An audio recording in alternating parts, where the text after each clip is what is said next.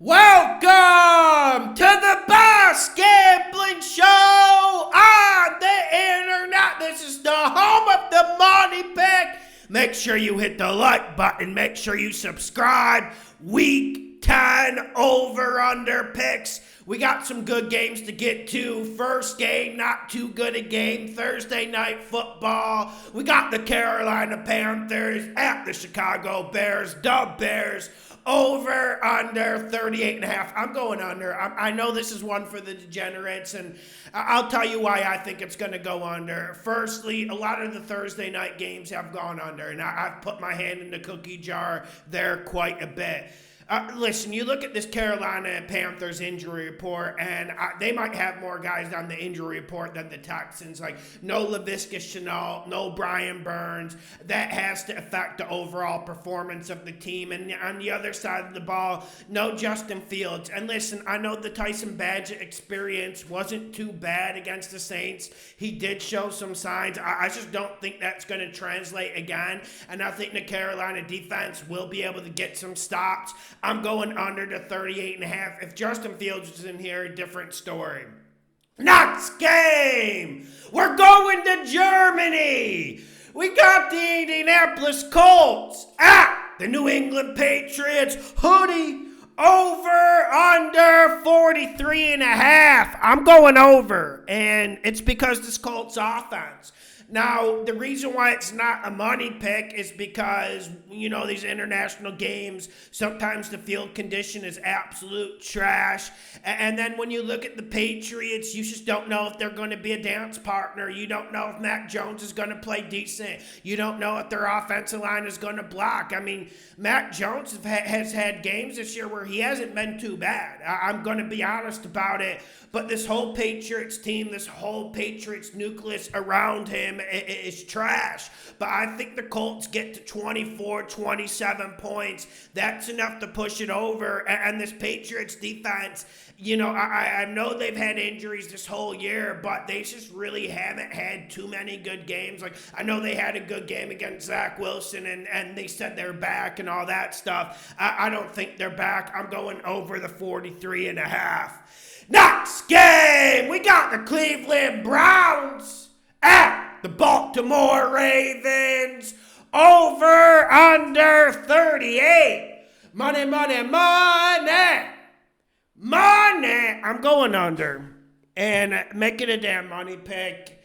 You know, 38 is a little bit low for me to pull the trigger, especially when you have a good offense like the Baltimore Ravens. But I just think the pace of this game is going to be different, and everyone thinks the Browns are out of it. Like, no, the Browns are still in this AFC North race. They're still in this AFC playoff race, and I think their defense comes out and has a day. But I'm also worried about the other side of the ball. Listen, man, this Ravens defense has impressed me more than this Ravens offense. I'll repeat. This Ravens defense has impressed me more than the Ravens offense. And when you look at Deshaun Watson, you just don't know what you're going to get. He has his best game of his Browns career against the Titans. Then he's milking injuries for 3 weeks after that. You just don't know what you're going to get from him. Most of the time, it isn't a hell of a lot. That's why I'm going under the 38. I think this is a real playoff type environment. I think it's going to be a real physical game. That's why you have to go with the under here. Make it a money pick. Next game, we got the Houston Texans at Cincinnati Bengals. Over, under 47.5. I'm going over. Like, D'Amico was trying to downplay the injuries this week on the Texans defense. Listen, I'm a Texans enjoyer, so to speak, but I can't downplay it. I think the Bengals offense has their coming out today, has their so-called come to Jesus moment this week, and I think they absolutely destroy a Texans defense that's just on its last legs. I mean, there's too many injuries. Where's Jimmy Ward going to be? And that's where I start making my point. And when you look at this Texans offense, Sometimes, man, you get frustrated by the run game. There hasn't been a good run game around Stroud this year, but we saw that masterclass Stroud put on the field last week. And I told you last week when we picked the Bengals and the 2 weeks before when we picked the Bengals, this defense, I don't know if there's any defense in the league that tries more and plays harder, but I still think the Stroud to Tank Dow connection will be able to put up points. I love the over 47.5. I absolutely love it. Just going to lay off it for this one time. Next game, we got the San Francisco 49ers at the Jacksonville Jags. Over, under 45. I'm going under. I think this is going to be a vintage San Fran game. I think this is going to be a San Fran game week 1 when they went into Heinz Field and completely curb stomped the Steelers. And San Fran, they can put up points, but I don't think it's that type of game. I think the San Fran offense will be better. I do think they respond, but I'm worried about this Jags offensive line, guys. I've been telling you the whole year, and everyone's saying, oh, Lawrence, he doesn't live up to potential. I don't think people are watching the same film I'm watching, especially when it comes to the pass blocking, and the play calling has seemed to fall off a little bit for the Jags this year. We know Peterson isn't doing it. I just think this Chase Young debut is going to be something special, and then we haven't even seen the best out of Bosa this year. I think the 49ers get 5 to 6 sacks. I'm going under the 45. Next game, we got the Green Bay Packers at the Pittsburgh Steelers. Over, under 39. Money. I'm going under. This is a little bit risky. I understand it. I understand the riskiness in this bet because the Steelers' secondary at times has been vulnerable this year. But I'm just saying a Packers team that is struggling on all phases of offense. They can't run the ball. They can't pass block. They can't throw it. Quarterback play hasn't been that good. And when you get into Heinz Field, when the Steelers need to win a game, which they do need to win this, normally the defense steps up and normally the defense gets turnovers on the other side of the ball. This Packers defense, if you just look at the talent, and get a piece of paper, it's a top 10 defense in the league. I'm not even a Packers guy. We faded them this whole year. It's been successful. But this Packers defense is really good. Listen, it's more about the Steelers offense, why this is going to go under. We know the Steelers offense can have 2, maybe 3 good drives a game, but outside of that, they're not going to do a whole lot. I'm going under the 39, making a damn money pick. Next game, we got the New Orleans Saints at my Minnesota Vikings. Over, under 40.5. I'm going over, but there is no science. We saw the plays Josh Dobbs made last week, and I don't want to stub my nose. But also, we know the Saints defense is going to come in and play good football, physical football that could probably change things. And on the other side of the ball, listen, this Vikings defense has been phenomenal, and the Saints offense has been underwhelming this whole year. I just think both teams get into the 20s. That's why I'm going over. There isn't a lot of science for this one. Please do not bet this game. Next game, we got the Tennessee Titans at the Tampa Bay Bucks. Over, under 39. I'm going over. The Bucs secondary wasn't able to stop anyone last week, and I feel like this Bucs defense, I think they're losing their focus, they're losing their will, and I do like this Will Levis experiment that's going on with the Titans. I do think it will add some verb and energy to an offense that just hasn't had a lot the last 2 or 3 years. We know Derrick Henry, it's going to be hard to run against Vita Vea. Yes, we get that, so it's going to be a throwing game, and on the other side, this Titans defense, they are vulnerable.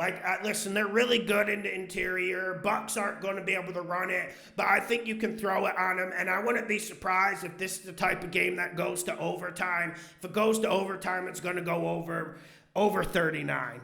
Next game, we got the Atlanta Falcons at the Arizona Cards. Over, under 43. Money, money, money. Money. Over. Over. When I say Cardinals, you say over, and it's not because the offense. It's not because the offense. It's because the defense and how tired that defense gets in the second half of games.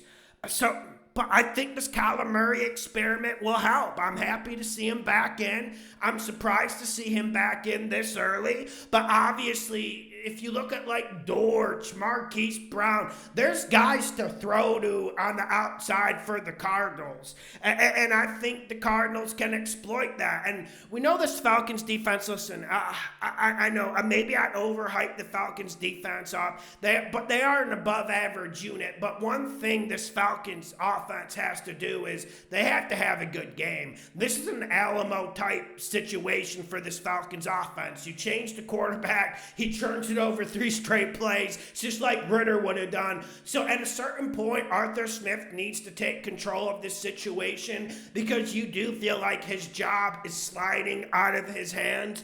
I do think the Falcons respond. I do think the Cardinals play hard and they respond as well. I'm going over the 43. Make it a damn money pick. Next game, we got the Dallas Cowboys. Them boys actually, Giants at them boys. Over under 39. My bad, mixed up. I'm going over the 39. I just think there's a possibility this Cowboys offense gets to 30. I don't think I need to dissect it more than that. And when I say Dayball, you say garbage points. I'm going over the 39. Next game, we got the Detroit Lions at the Los Angeles Chargers. Over under 48 and a half. Money, money, money. Money under. Anytime the Lions have played a good team this year, the game has went under. And I'm pretty confident about this, man. I think this is the money pick of the week when you look at the over-unders.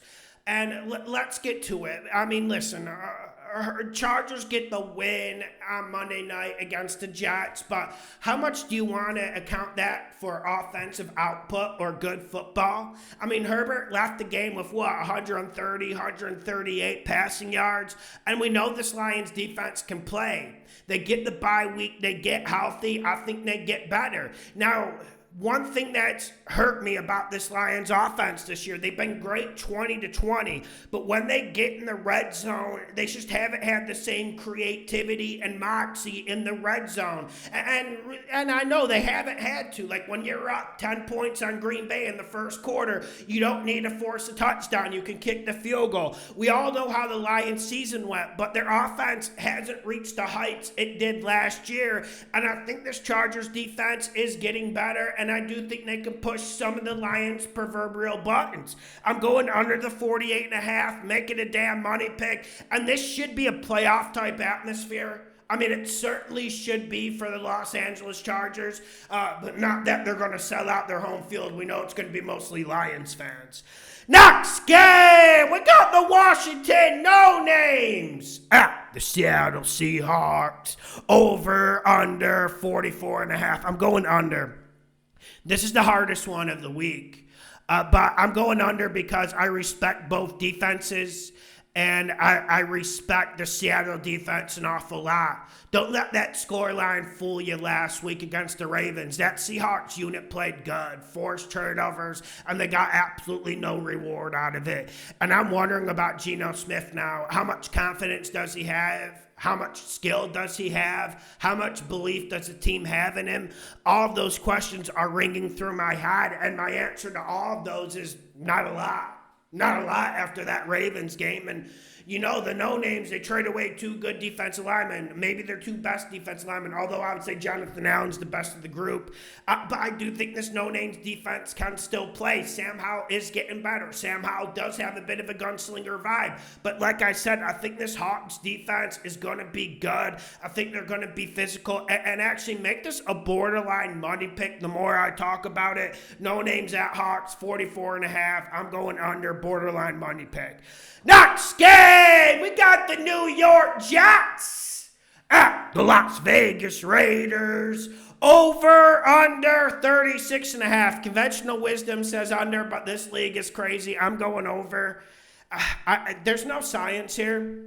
I mean, this Jets offense has been so incompetent at times. You don't know how to splice it. And listen, you got Aiden O'Connell at quarterback for the Raiders. How much does that really bring? And you're facing probably the best defense in the league. I do think this finds a way to go over. Like, I think this ends 20-17. I have no fucking science here. Just please do not bet this game. Next game, we got the Denver Broncos. Peyton at the Buffalo Bills.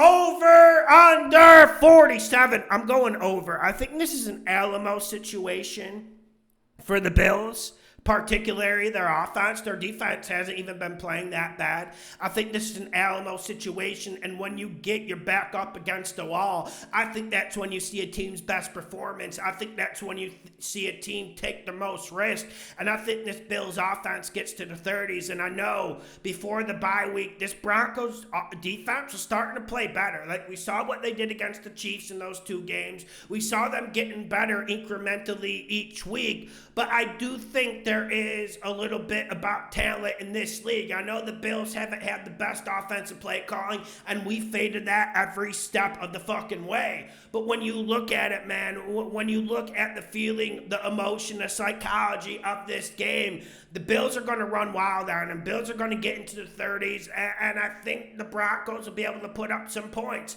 We'll see if the Bills play better, man, and they need to play better or their season is done. Make sure you hit the like button. Make sure you subscribe. The best gambling show on the internet. Slam that like button. Live call-in show Friday, 5 p.m. Eastern Time. Come hang with me.